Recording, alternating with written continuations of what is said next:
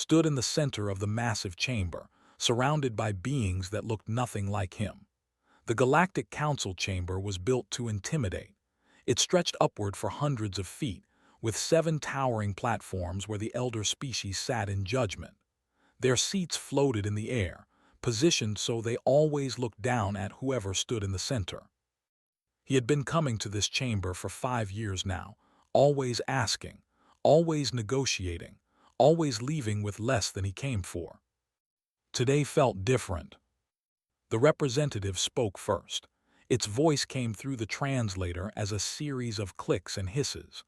The human colony worlds in the Outer Rim will be transferred to Control. This is our final decision. Felt his jaw tighten. Those colonies held 40 million humans, families, children, people who had spent generations building homes on those worlds. 60% of our outer colonies, said slowly. You're asking us to give up 60%. We are not asking, another council member said.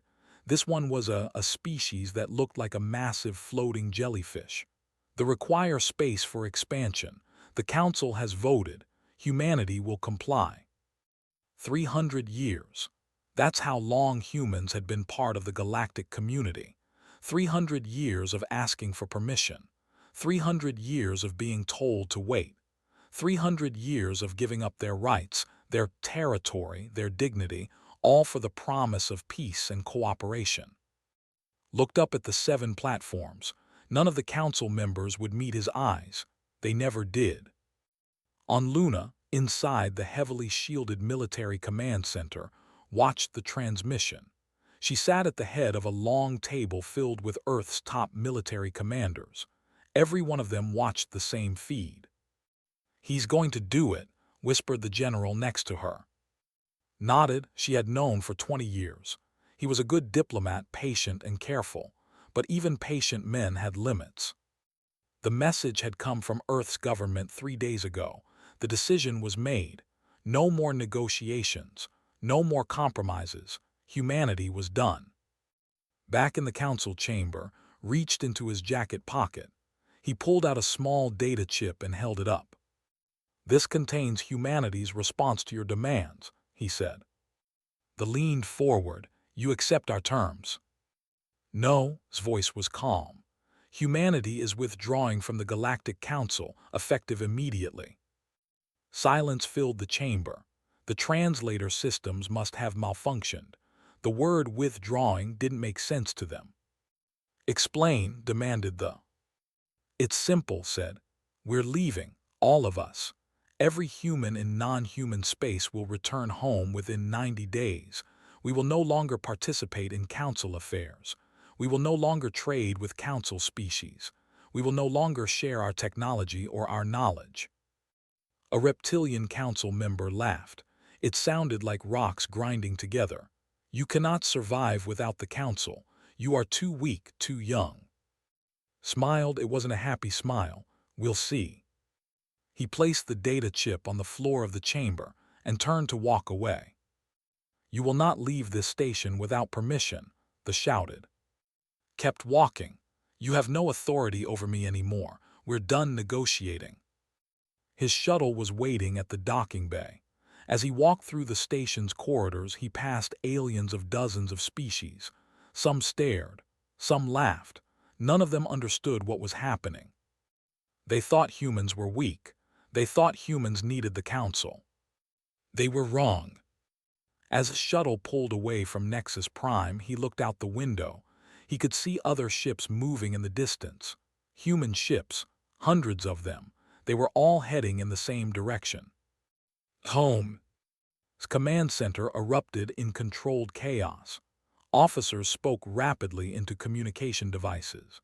Screens showed maps of the galaxy with thousands of small dots, each one representing a human ship or station. All vessels are responding, reported a young lieutenant. Operation Homecoming is active. Stood and walked to the main display. The galaxy map showed human-controlled space in blue. Everything else was marked in red. As she watched, the small dots in red space began moving toward blue. How many? She asked. 847 million humans in non-council space, the lieutenant said. All of them are coming home. And the defensive network. Activating now. All border stations are going live. Watched as the edge of human space lit up with thousands of new markers. Defense platforms, weapons satellites, automated patrol ships. They had been building them in secret for decades, hiding them in the dark spaces between stars. The Council species thought they knew everything about human military capability. They were wrong about that too. On the bridge of a transport ship leaving the trade station Delta 9, Captain watched his crew load the last cargo containers. These weren't trade goods. These were personal belongings. Humans who worked on Delta 9 were abandoning everything they couldn't carry. "Captain, the station master wants to talk to you," his first officer said. Looked at the communication screen. The station master it looked angry. "You cannot take those ships," they said. "They are collateral for unpaid fees." Smiled, "The fees are paid, check your account." "These ships are still property of." "The ships are yours now," interrupted. "I've transferred ownership, congratulations." He cut the communication and turned to his first officer. "Activate the lockout codes." His first officer pressed a series of buttons. Across the docking bay, 15 cargo ships suddenly went dark. Their navigation systems, their engines, their life support, all of it shut down simultaneously. Those ships were now worthless scrap metal that could keep them. Doctor stood in her laboratory on Kelvin 7, packing 300 years of research data. Around her, alien scientists watched in confusion. "Why are you leaving?" asked her colleague. "We are in the middle of important work." Carefully sealed another data storage unit. "I've been recalled." "But the Council—" "We're not part of the Council anymore," said simply. "This is foolish. You are throwing away years of cooperation." Looked at her colleague. She had worked with him for 15 years. He was brilliant, kind, and completely oblivious to how the Council treated humans. "We were never cooperating," she said quietly. "We were obeying. There's a difference." She picked up her last box and walked toward the door. "You'll be back," her colleague called after her. "Humans always come back." Didn't respond. She didn't need to. Shuttle docked at Luna Station 6 hours later. Was waiting for him in the hangar bay. "It's done," he said. "I know, I watched." They walked together toward the command center. Around them, Luna Station buzzed with activity. Ships were arriving every hour, carrying humans home from every corner of the galaxy. "Do you think they understand yet?" asked. Shook her head. "Not yet. They think we're having a tantrum. They think we'll be back in a few months asking for forgiveness." "When will they understand?" "When their medical equipment stops working, when their power grids fail, when their communication networks collapse." His voice was cold. "They built their civilization on human innovation. They just don't know it yet."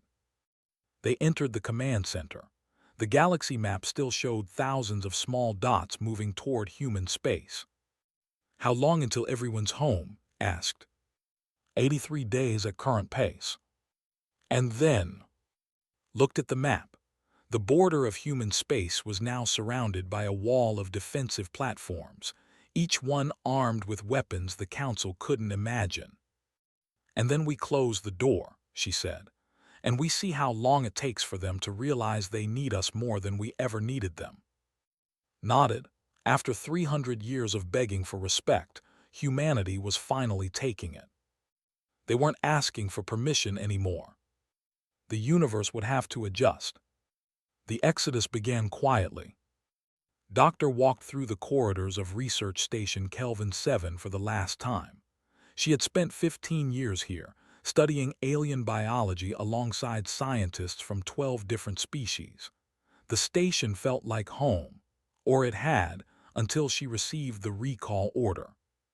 Behind her, 2 security officers carried sealed containers. Inside those containers was every piece of research she had ever conducted. 300 years of human scientific data. The aliens thought it would stay in the shared database. They thought wrong. Her colleague caught up with her near the docking bay. His tentacles waved in agitation. You cannot take that research. It belongs to the station. Stopped walking. I conducted this research. My team gathered this data. It's mine. The council regulations state that all research must remain available to. We're not part of the council anymore, said. She turned to face him fully. Which means council regulations don't apply to us. The color shifted to dark purple. Anger, this is theft. No, said calmly. This is us taking back what was always ours. You just got used to having free access to human work. She walked onto her ship without looking back. As the airlock sealed, she heard her colleagues shouting about violations and protocols. None of it mattered anymore. Across the galaxy, the same scene repeated thousands of times. On the mining colony of 4, human engineers packed up their equipment and erased their work files. The alien overseers demanded explanations. The humans simply smiled and left. On the diplomatic station Harmony 7, human translators finished their final shifts and deleted the language algorithms they had spent decades developing. Without those algorithms, half the species in the council couldn't understand each other. On the medical research ship Sanctuary, human doctors transferred their patients to alien colleagues and took every piece of medical technology they had designed. The aliens complained. The humans didn't care. Captain stood on the bridge of his transport ship, watching Delta 9 station shrink in the distance. Around him, his crew worked quietly. They knew what they had done. The station master is threatening legal action, his communications officer said.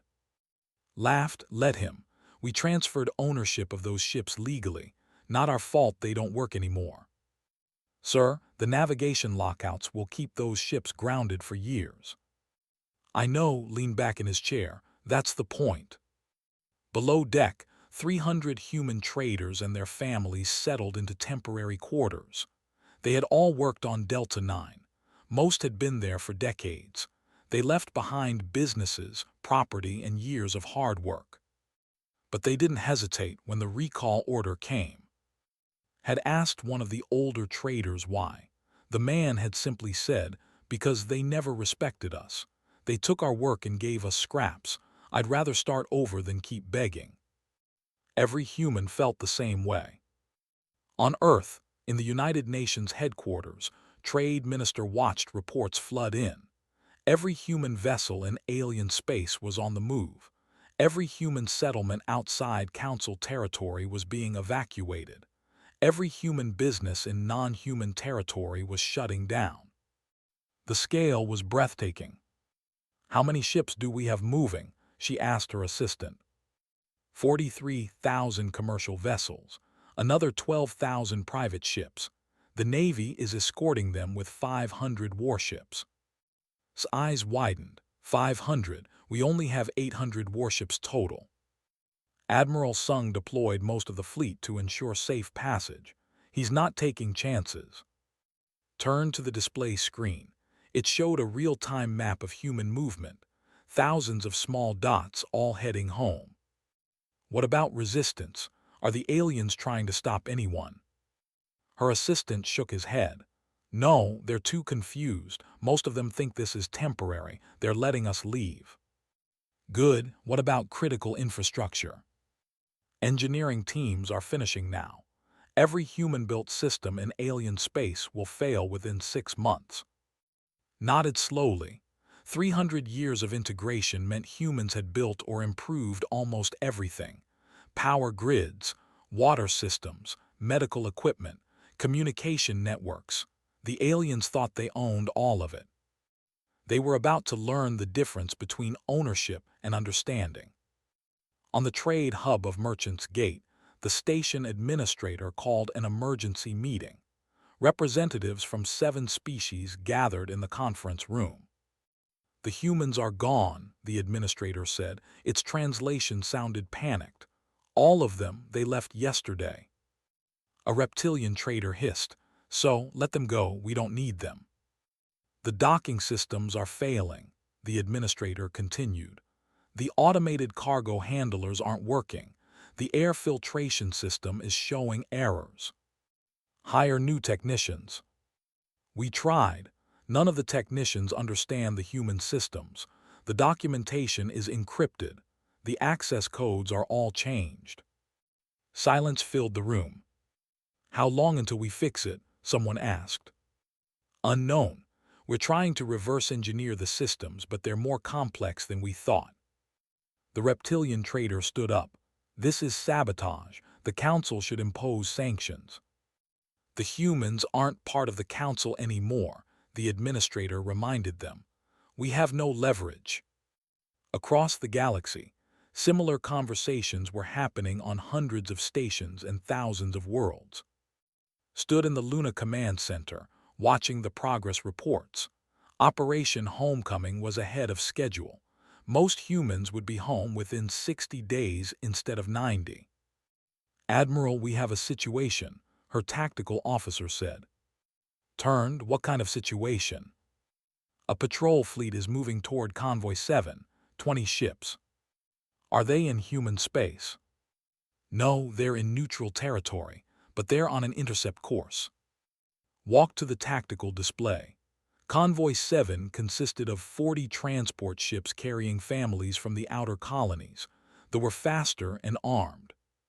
Send Battle Group 3, she ordered, full speed, and activate the border defenses in that sector. Battle Group 3, that's 8 destroyers and 2 cruisers. I know what it is, said coldly, send them.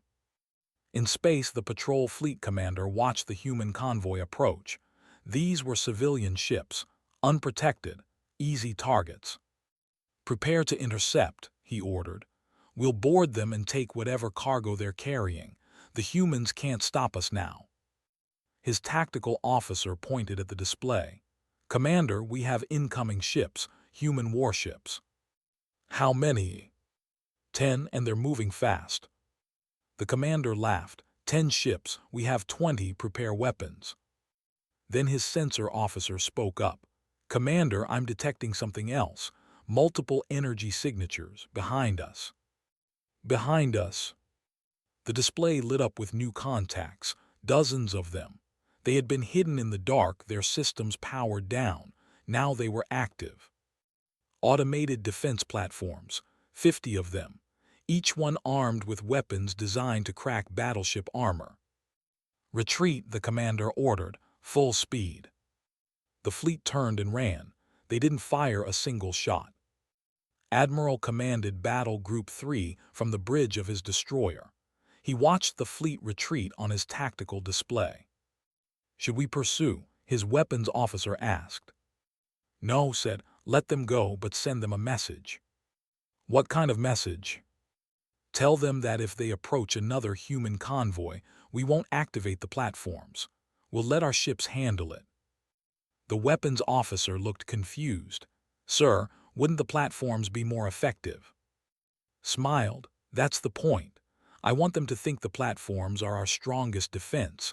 I don't want them to know what our ships can really do. The message was sent. The fleet kept running. 6 months passed. The last human left alien space on day 78. The border closed on day 80. Every entry point to human territory was now guarded by automated platforms and patrol ships. No alien vessels were allowed through. No exceptions. The Galactic Council convened to discuss the situation. The chamber that once seemed so powerful now felt empty without human delegates. This is unacceptable, the representative said. The humans have isolated themselves. They refuse all communication. They are within their rights, a smaller species representative said quietly. We cannot force them to. Rights, this voice rose. They have damaged our infrastructure, our stations are failing, our equipment doesn't work. Perhaps we should have treated them better, someone muttered. The council erupted in argument. Some species blamed the humans, others blamed the council. A few admitted quietly that they had taken humanity for granted. Meanwhile, behind the closed borders, humanity was thriving. New colonies were being established. New technologies were being developed. New trade networks were forming between human worlds. And in the dark spaces along the border, thousands of defense platforms waited silently. The Council didn't know it yet, but they had made a terrible miscalculation. They thought humans needed the galaxy. The truth was simpler and far more terrifying. The galaxy needed humans. The silence was deafening. 6 months had passed since the last human left Galactic Council space. 6 months since the borders closed. 6 months since humanity disappeared behind a wall that nobody could penetrate. Trade Minister stood at the edge of Border Station Alpha, looking out at the vast emptiness beyond. Somewhere out there, the old galaxy continued its business. Here, at the edge of human space, everything had changed. Another ship tried to cross today, her security chief reported. Merchant vessel, we turned it away. Did they give a reason for wanting entry? Medical supplies.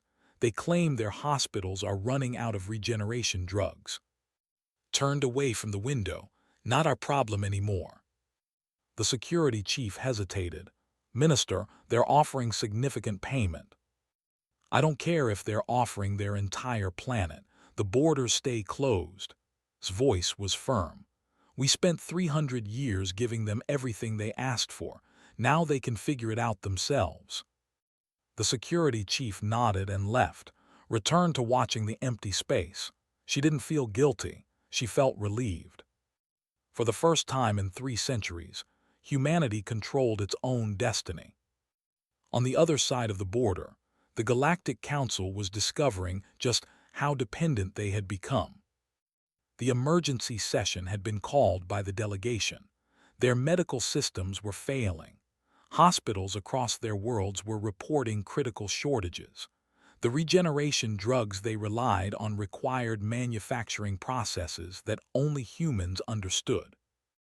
We need access to human medical technology, the representative pleaded. Our people are dying. The representative waved a clawed hand dismissively. Then develop your own technology. It will take decades. We don't have that kind of time. That is not the Council's problem.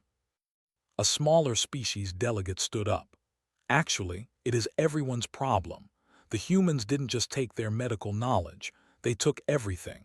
My species relies on human power grid technology.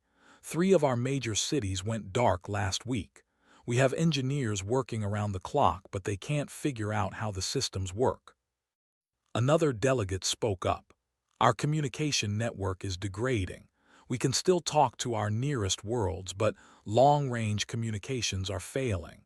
The human technicians who maintain the system are gone. One by one, delegates began sharing similar stories. Power failures, system crashes, equipment malfunctions. Everywhere, human-designed or human-improved systems were breaking down. The Council had thought humans were junior partners in galactic civilization. They were wrong. Humans had been the foundation holding everything together. Admiral sat in his ready room aboard the destroyer Indomitable, reading intelligence reports. His fleet patrolled the border constantly, watching for any sign of alien incursion. So far, there had been only minor incidents. A few foolish traders trying to sneak across. Some diplomatic vessels requesting permission to enter. All of them had been turned away. But knew it wouldn't last. Desperation made people dangerous. Admiral, we have a situation, his tactical officer said over the comm.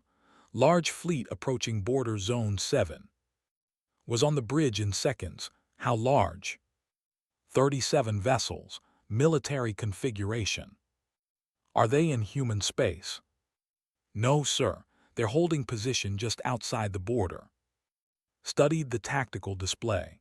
37 ships was a significant force, not enough to invade, but enough to cause serious problems. What do they want? They're broadcasting a message. They want to talk.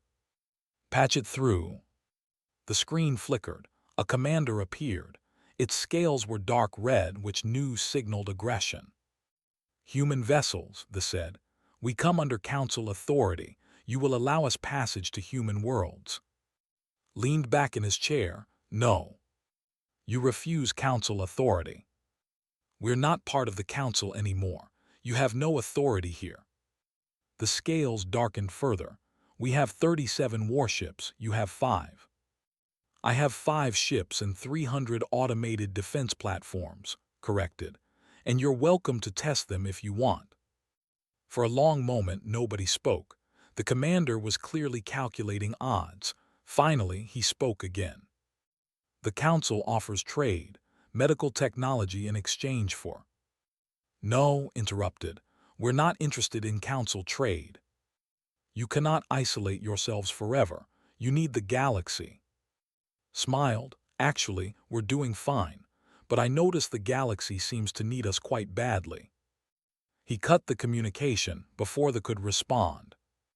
Sir, they're holding position, his tactical officer said. Let them, they won't cross the border.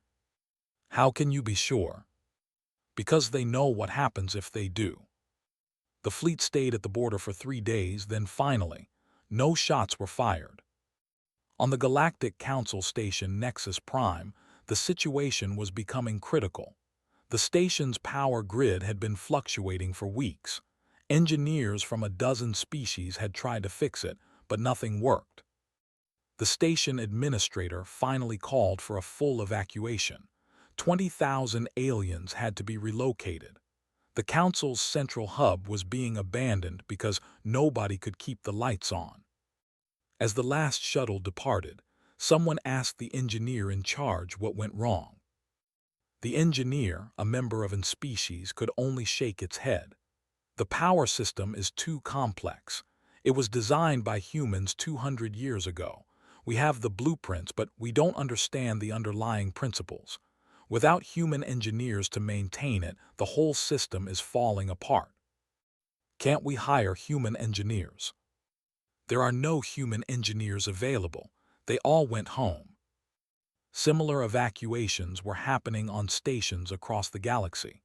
Infrastructure built or improved by humans was failing, and nobody else could fix it. Doctor was working in her new laboratory on Earth when she received an unexpected message. It came through an old, rarely used communication channel. The sender was her former colleague from Station Kelvin 7. She almost deleted it, then curiosity got the better of her. Doctor, the message began. I hope this reaches you.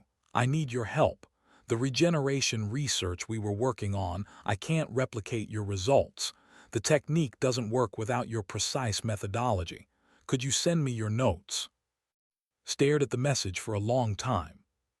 She thought about all the years she had spent on that station, all the research she had shared freely, all the times she had been passed over for recognition because she was human. She thought about the day she left, when her colleague had called her a thief for taking her own research. She deleted the message without responding. 3 days later, another message arrived. This one was from the station administrator. It was more formal but carried the same request. Then another message came, and another, all of them asking for help, all of them offering payment. Deleted them all. Received similar requests through military channels. Alien species wanted to hire human engineers, human technicians, human doctors. They were offering enormous sums of money. She refused every single one. Commander, are you sure about this? Her second-in-command asked. Some of these offers are for essential services. People are suffering. Looked at him coldly. People suffered for 300 years while the council treated us like servants. Now they want us to fix their problems. No, they made their choice. They can live with it. But innocent civilians. We're perfectly happy to benefit from our technology while looking down on us, interrupted. I don't wish them harm, but I won't lift a finger to help them either. They need to learn that respect isn't optional. The conversation was closed. Meanwhile, in human space, life was improving rapidly. Without the Council's restrictive regulations, human innovation was accelerating. New technologies were being developed and deployed without needing alien approval. Captain's new shipping company was thriving. He transported goods between human worlds and business was booming. The human economy, freed from council control, was growing faster than anyone had predicted. Engineer, working in a research facility on Mars, was developing faster-than-light communication technology. The breakthrough had come 3 months ago, but they had kept it secret. No reason to let the aliens know what humanity was capable of. Border stations reported that alien ships appeared at the border every day now. Most were merchants looking for trade. Some were diplomatic vessels requesting meetings. A few were obviously military scouts testing the defenses. All of them were turned away. The Galactic Council convened another emergency session. This time, the topic was simple: how to survive without humanity. "We need to accept reality," one delegate said. "The humans are not coming back. We need to develop our own solutions." "That will take decades," another protested. "Then it takes decades. What choice do we have?" The representative slammed a claw on the table. "We have another choice. We take what we need by force." The chamber fell silent. "You're proposing war?" someone asked quietly. "I'm proposing we stop pretending humans have power over us. They have technology we need. We have numbers. We take a few colonies, extract the information we need, and restore order." Several delegates nodded. Others looked uncomfortable. In the back of the chamber, smaller species representatives exchanged worried glances. They had seen this pattern before. The powerful species always found reasons to justify taking what they wanted. The vote was called. 20 species voted in favor of military action. 15 voted against. The remainder abstained. War was coming. In the Luna Command Center, read the intelligence report. Her face showed no emotion. "They're actually going to try it," said. He had come from Earth specifically for this briefing. "Yes." "Can we stop them?" Looked at the star charts displayed on the wall. Thousands of defense platforms ringed human space. Behind them, the human fleet waited. "Yes," she said simply. "We can stop them. The question is whether we want to humiliate them or destroy them." "There's a difference." "Of course. Humiliation might teach them respect. Destruction just makes martyrs." Nodded slowly. "What do you recommend?" Smiled. It was not a kind smile.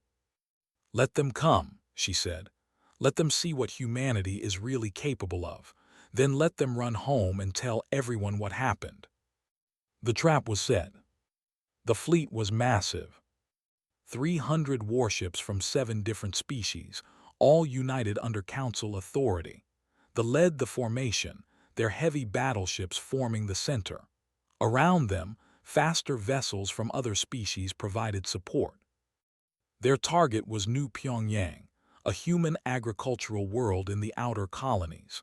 The Council had decided to make an example: take one world by force, extract human technical knowledge, and show humanity that isolation had consequences. The fleet commander was unnamed. He stood on the bridge of his flagship, studying the tactical display with satisfaction. 300 warships against a single agricultural colony. The humans wouldn't even put up a fight.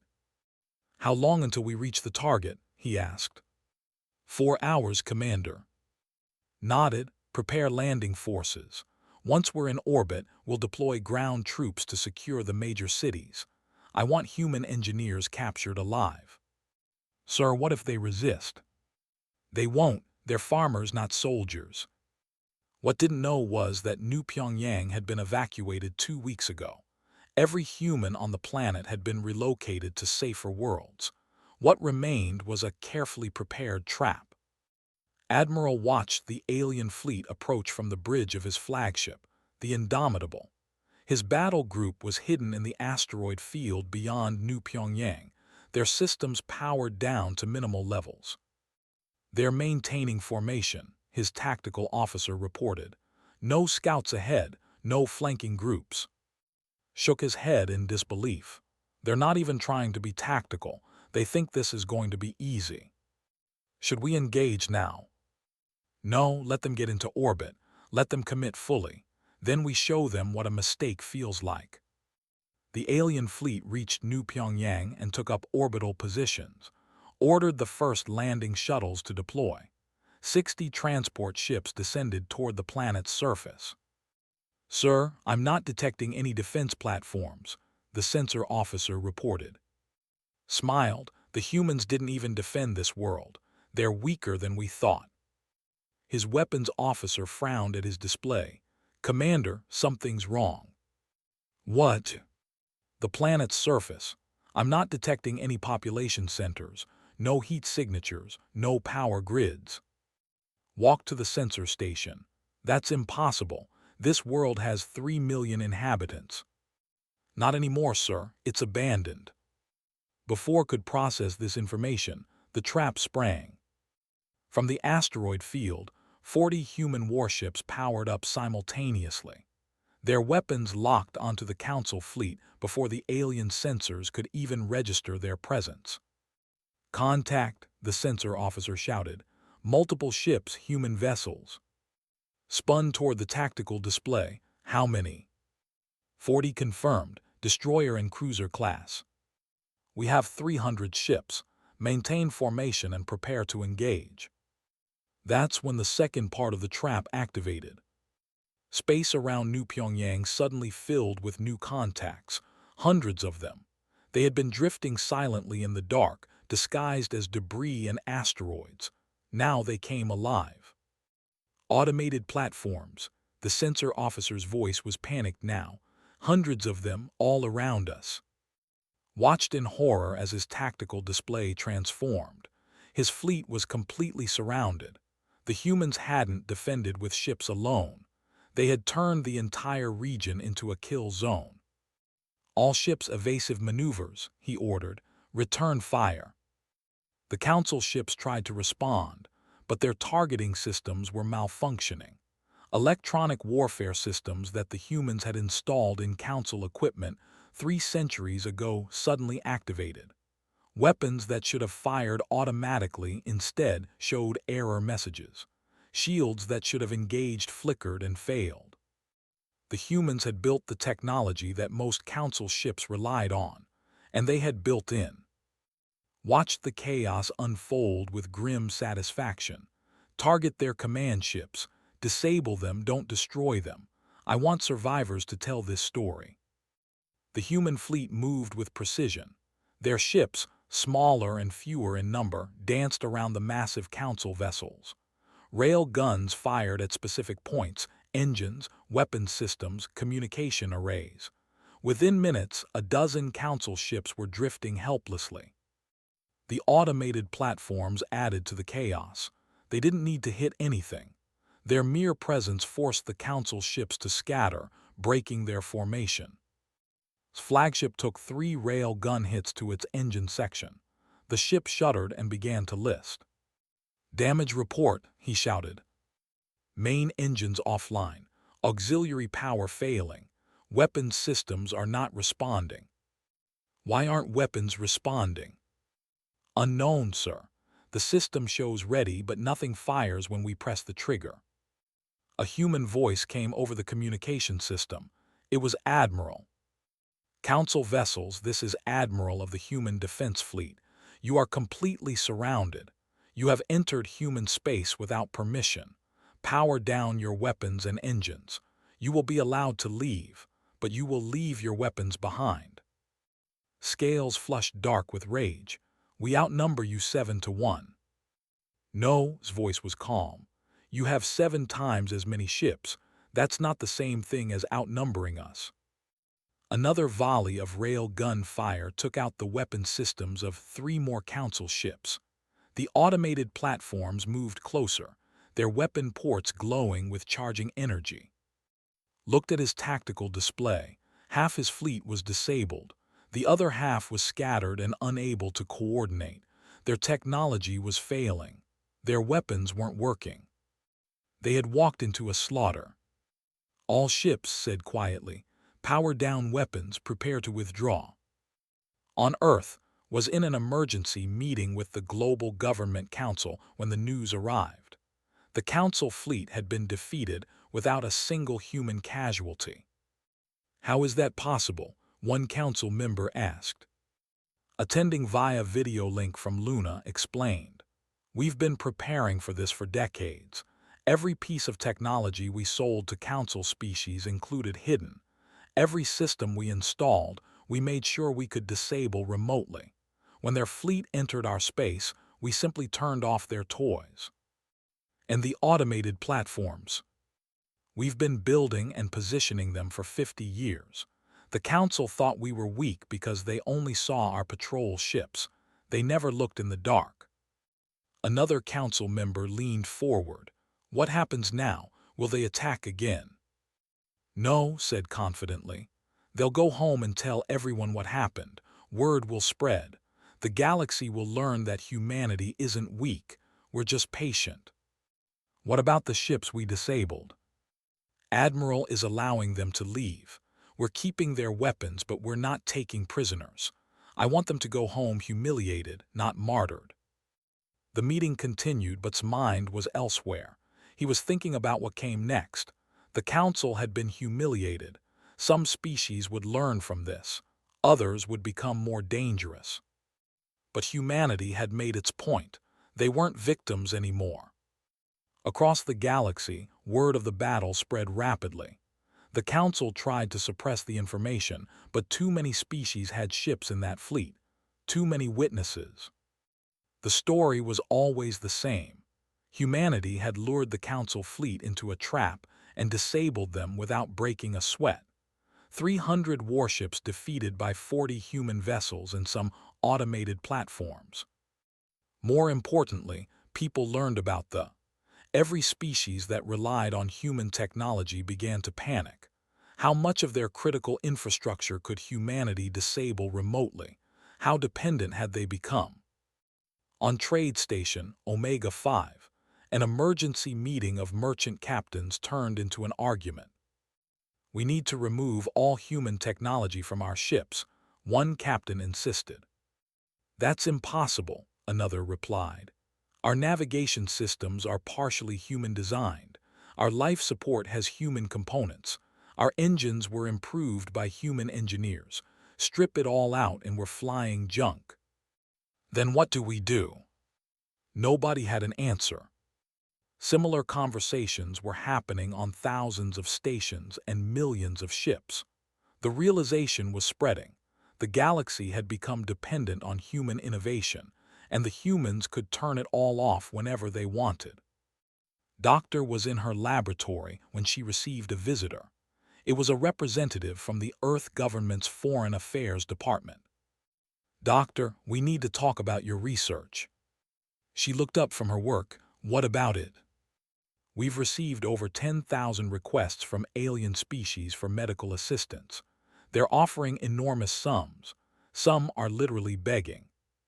And the government wants to know your opinion. Should we help them?" Thought about her former colleagues, the ones who had laughed when the ones who had called her a thief for taking her own work. "No," she said. "They spent 3 centuries taking our help for granted. Let them figure it out themselves. Some of them are dying. Some of them will always be dying. That's not our responsibility anymore. We offered help for 300 years and they treated us like servants. Now they can pay the price of that arrogance." The representative looked uncomfortable. "That seems harsh." "Harsh?" Voice rose. "They demanded we surrender 60% of our colonies. They blocked our trade routes. They vetoed our proposals for 3 centuries.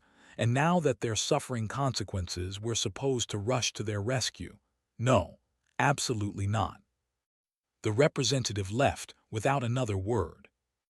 Captain was celebrating his company's most profitable quarter when he received a strange message. It was from a merchant he had worked with years ago. The message was simple. "You were right. We needed you more than you needed us. I'm sorry for not seeing it." Stared at the message for a long time, then he deleted it. Apologies were nice, but they didn't change history. They didn't erase 300 years of disrespect. They didn't bring back the opportunities lost or the dignity stolen. Humanity was moving forward now. The past was the past. On the council station that had replaced Nexus Prime, the old one was still abandoned due to power failures. An emergency session was called. The topic was simple: how to deal with humanity. "We must negotiate," one delegate said. "We need their technology." "They won't negotiate," another replied. "They've made that clear." The representative, not but another of their kind, stood up. "Then we find another way. We reverse engineer their technology. We develop our own solutions. We prove we don't need them." That could take a century. Then it takes a century. But everyone in the room knew the truth. Without human innovation, the council species would stagnate. They had relied on humanity to push progress forward, and now that engine of innovation was gone. Some species began to withdraw from the council. Smaller civilizations that had always been marginalized decided to follow humanity's example. If isolation worked for humans, maybe it would work for them too. The council was fracturing. And in human space, behind the wall of defense platforms and warships, humanity was thriving. New technologies were being developed. New worlds were being colonized. The human economy was booming. They had everything they needed. The galaxy outside their borders had become irrelevant. Stood at the observation deck of Border Station Alpha, looking out at the galaxy beyond. Somewhere out there, the council was collapsing. Somewhere out there, species were panicking. Here at the border, everything was peaceful. "Do you think they'll ever learn?" asked. He had come to visit the border stations. "Some will," said. "Some won't. It doesn't matter anymore. We're not responsible for teaching them. We're only responsible for protecting ourselves. And if they try again," smiled, "then we'll remind them again, as many times as necessary." They stood together in silence, watching the stars. The universe had trembled when humanity left the negotiation table. Now it would have to learn to live with the consequences. 5 years had passed since humanity closed its borders. Stood in his office on Earth, looking at the stack of data pads on his desk. Each one represented a formal diplomatic request from an alien species. There were hundreds of them now, all asking the same thing: could they open diplomatic relations with humanity? He picked up one at random. It was from a species called the Small, Peaceful, never part of the Council's inner circle. They had suffered under Council rule just like humans had. Their message was polite and humble. They weren't asking for technology or help. They just wanted to talk. Set the data pad aside in a different pile, the maybe pile. Most of the requests went into the no pile, especially anything from the or the former council leadership. They could wait, maybe forever. His assistant knocked on the door. "Sir, Doctor is here for the meeting." "Send her in." Entered, carrying her own stack of data pads. She looked tired but satisfied. Her research on Earth had produced breakthroughs that would have taken decades in the old council system. "The committee is ready to present our findings," she said, sitting down. "And we've analyzed all the diplomatic requests. We've identified 47 species that we believe could be trustworthy partners. Species that were marginalized by the Council. Species that respected us even when it wasn't politically convenient." Leaned forward. "Only 47 out of thousands of species in the galaxy." "Only 47 that we can trust," corrected. "The others spent 300 years treating us like servants. Why would we reward that behavior? Some people argue we should be more forgiving." expression hardened. Those people didn't spend 15 years being talked down to by colleagues who couldn't do their own research without our help. Forgiveness is fine, but trust has to be earned, and most of these species haven't earned it. Nodded, he agreed completely, but his job required him to consider all options. What about the species that are suffering? The ones with medical emergencies or infrastructure failures? Not our problem, said bluntly. They made their choices. They can live with the consequences. On the edge of human space, Trade Minister was dealing with a different kind of problem. A diplomatic vessel had been waiting at the border for 3 days, requesting permission to enter. It's her security chief explained. They've been very polite. They're not demanding anything. They're just asking to speak with someone. Studied the vessel's information. They were one of the species on's maybe list. Let them through, she decided, but only one ship, and they dock at Station Alpha where we can monitor them closely. 2 hours later, met with the diplomatic team. There were 3 of them, small beings with silver skin and large, expressive eyes. Thank you for seeing us, their leader said through the translator. We know humanity is not accepting visitors. We appreciate your time. Why are you here? Asked directly. To apologize, the said simply, and to ask for a chance to build a better relationship. Waited for more. There was always more. That's it, she asked finally. You came all this way just to apologize. Yes, during the council years we stood by while humans were mistreated. We said nothing. We did nothing. That was wrong. We want you to know that we see that now. Studied the 3 carefully. They seemed genuine, but she had been fooled before. An apology is nice, she said, but it doesn't change anything. We're not opening our borders just because someone says sorry. We understand, the replied. We're not asking for that. We just wanted you to know that not all species supported what the council did. Some of us respected humanity. We just weren't brave enough to say it. The meeting lasted an hour. They didn't ask for technology, trade deals, or special treatment. They just wanted to talk, to explain, to acknowledge the past. When they left, added a note to their file, potentially trustworthy, monitor their actions over the next year. It wasn't friendship, but it was a start. Meanwhile, the old Galactic Council had officially dissolved. The final session had been 6 months ago. Only 12 species attended. The rest had already left to form their own alliances or retreat into isolation. The council chamber on the temporary station sat empty now. The great platforms that once held the elder species floated in darkness. No one had bothered to turn off the power. No one cared anymore. The power structure that had controlled the galaxy for thousands of years was gone, and it had fallen not because of war or rebellion, but because its foundation, humanity, had simply walked away. Captain's Shipping Company now operated the largest trade network in human space. His ships connected colonies, transported goods, and helped build the new human economy. One day he received an unusual request. A merchant wanted to hire his ships to transport goods between worlds. The pay was excellent. The route was safe. It was the kind of contract he would have jumped at years ago. He rejected it. Why? His business partner asked. It's a perfect contract. Because it's a contract, replied. They're trying to use our ships because their own infrastructure is failing.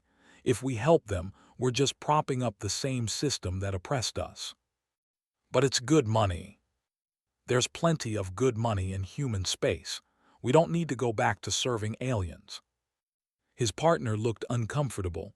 That seems harsh. Is it? Leaned back in his chair. They spent 300 years making sure humans stayed in a subservient position. Now that they're suffering the consequences, we're supposed to rush back and save them. No, they can figure it out themselves. The partner left but knew he had made the right choice. Humanity had to stay strong, stay independent. The moment they started helping the old council species, they would slip back into the old patterns. Never again. On Mars, Engineer was putting the final touches on her greatest achievement. The faster-than-light communication network was ready. She stood in the control room with her team, watching the final tests complete successfully. "This is incredible," one of her colleagues said.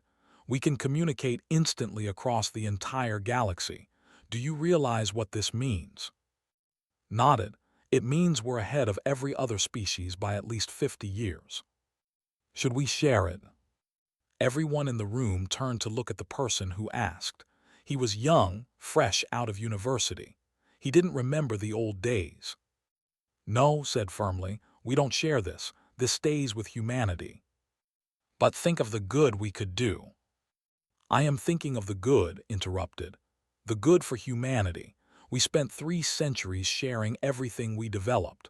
We gave them medical technology, power systems, manufacturing processes. And what did we get in return? Contempt, demands, restrictions." She walked to the window, looking out at the Martian landscape. "This technology represents years of work by human minds. It's ours, and it's going to stay ours. Let the other species develop their own innovations." The young engineer looked like he wanted to argue, but the others in the room nodded in agreement. They remembered. They understood. Admiral was planning the next phase of human expansion. With the borders secure and the defense network operating perfectly, it was time to look forward. "We've identified 30 systems suitable for colonization," his strategic planning officer reported. "All of them are outside what used to be Council space. Fresh territory." "Good. How long until we can begin settlements?" "The first colony ships are ready now. We could begin within 6 months." Studied the star charts. Humanity was growing again, but this time on their own terms. No asking permission. No negotiating with councils. Just claiming what they needed and building their future. "What about alien contact?" someone asked. "These systems are in neutral space. We might encounter other species." "If we do, we'll deal with them politely but firmly," said. "We're not looking for trouble, but we're not asking for permission either." The officer nodded. "Some of the younger staff think we should try to build bridges with other species, maybe form new alliances." Considered this carefully. Some bridges can be built, but only with species that prove they respect us as equals. The moment anyone treats us as subordinates, we walk away. No second chances. "What about trade?" "Trade is fine as long as it's fair. The minute it becomes exploitation, we cut them off." The strategy was clear. Humanity would engage with the galaxy, but always from a position of strength, always on their terms, always ready to walk away. Had retired from military command, but still served as an advisor. She spent her days now at a research station near Saturn, watching the new generation of humans grow up without the weight of council oppression. A young officer came to interview her for a historical project. "What was it like," the officer asked, "when humanity was part of the council?" Thought about how to explain it. "Imagine being in a room full of people who think they're better than you. Every time you speak, they interrupt. Every time you have an idea, they take credit for it. Every time you ask for respect, they tell you to wait your turn. Now imagine living like that for 300 years. The officer looked shocked. "Why did we stay so long?" "Because we thought we had to. Because we believed in cooperation and peace. Because we kept hoping they would change," smiled sadly. "But they never did. And finally we realized we didn't need them to change. We just needed to leave."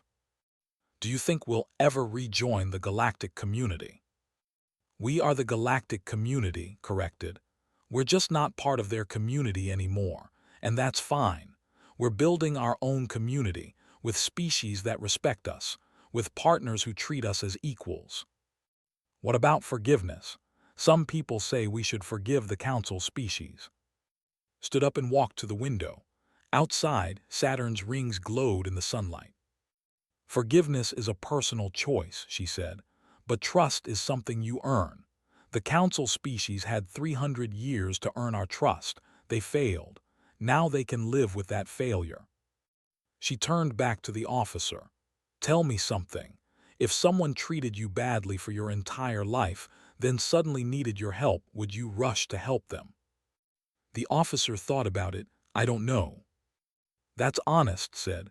And it's complicated. Some humans want to help, some don't. Some species deserve a second chance, some don't. We're figuring it out as we go. But you don't regret leaving the council? Not for a second, said firmly. Leaving was the best decision humanity ever made. On Earth, the government held a public referendum. The question was simple. Should humanity begin selective diplomatic engagement with approved alien species? The debate raged for months. Some argued that isolation made humans no better than the Council. Others insisted that humanity needed to protect itself first. The vote was close, but ultimately the people decided. Yes to selective engagement, but only with species that had proven themselves trustworthy, and always with the understanding that humanity could walk away at any moment. Was tasked with implementing the new policy. He created a list of species that humanity would consider engaging with. They made the list. Several other marginalized species did too. The did not. Neither did most of the former council leadership. The first formal diplomatic meeting under the new policy was held on Border Station Alpha. They came, along with representatives from 3 other species. Welcomed them personally. Thank you for coming. I want to be clear about something from the start. This is not the old council. We are not asking you to join anything. We are simply exploring whether we can build mutually respectful relationships. They spoke first. We understand, and we appreciate the opportunity. Many species are watching this meeting. They want to know if humanity will engage with the galaxy again. Some of us will, said, on our terms, with species that treat us as equals, with partners who respect our boundaries. What about the species that hurt humanity in the past? Asked a representative from another species. Will you ever forgive them? Smiled. That's the wrong question. The right question is, will they ever earn our trust again? And the answer is maybe, if they prove themselves over many years, if they show genuine change, but we're not holding our breath. The meeting lasted for hours. No treaties were signed, no major agreements were made, but conversations started, possibilities opened up. As the diplomatic ships departed, stood next to, watching them go. Do you think this will work? She asked. I think we'll find out, replied. But either way, humanity is fine. We don't need the galaxy. We're just seeing if the galaxy has learned to need us properly. 5 years after leaving the negotiation table, humanity had built a new reality. They were prosperous, independent, and powerful. They engaged with the galaxy on their own terms, never compromising their dignity. And somewhere in the dark between stars, the defense platforms waited silently. A reminder that humanity could walk away from any negotiation, any time they wanted. The universe had trembled when humans left the table. Now it was learning to respect them at the table. That was the real victory.